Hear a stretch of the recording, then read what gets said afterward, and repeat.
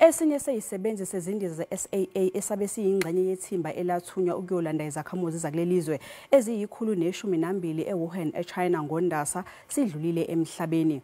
UNakedi Tebatso Ntshane udlule emhlabeni ngeSonto kulandela ukuhlaselwa yisifo esidlelana nomdlavuza. Umndeni wakhe uwahlabe wahlikiza amahlebezi asesabalale enkundleni zokuxhumana abethu unqotshwe yi-COVID-19. Ubalwa namaqhawekazi adela impilo yawo atheleka kulelizwe egibele kule ndiza. Wabe eyingxenye yethimba elabhekisa amabombo edolobheni Wuhan eChina ukuyolanda izakhamuzi zaseNingizimu Afrika ezingaphezulu kwekhulu. Leli dolobha labe linesibalo esiphezulu sabantu abahaqwe i-coronavirus kanti futhi leli gciwane laqubuka khona. UNakedi Ntshane wabe eyingxenye yethimba lezisebenzi zasendizeni elajutshwa kulomsebenzi owabe ulikhonsatshe. Umndeni wakhe uthi ubelithanda izwe lakhe ezinikele kulisebenzeleni kungakhathalekile ukuthi bungakanani ubungozi azohlangabezana nabo. She said to me at one point that she will be going.